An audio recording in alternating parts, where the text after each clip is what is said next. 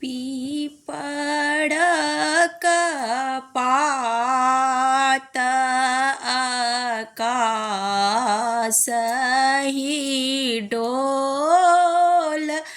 ही झीड़ झीड़ बोहे बरसात यतहि तड़बा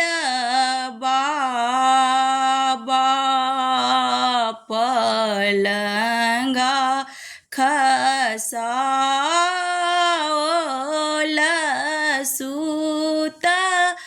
थी पीतामढ़ी तानी यतहि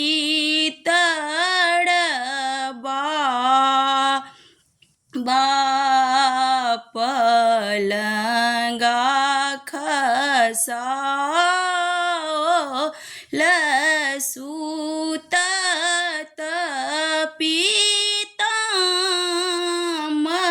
पीतामढ़ी तानी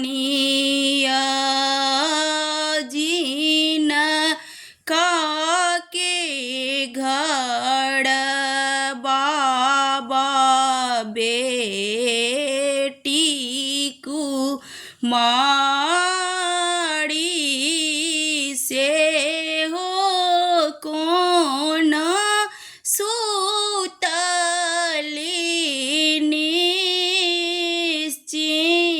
निश्चिंतय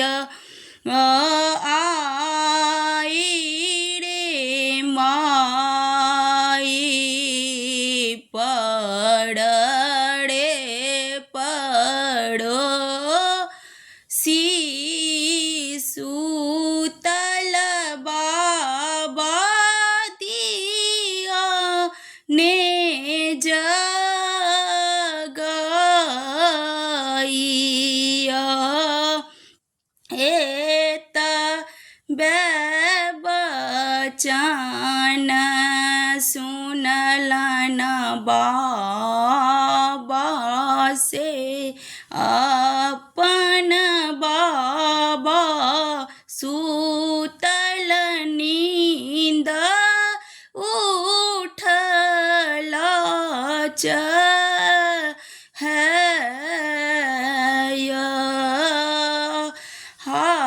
पैड़ ले लखड़मुआ बाबा हाथ ले बेती या चली भेला मगा हमू गेड़या गोड़ काजुगुन जो न भूल भैया बाबा श्यामल रंग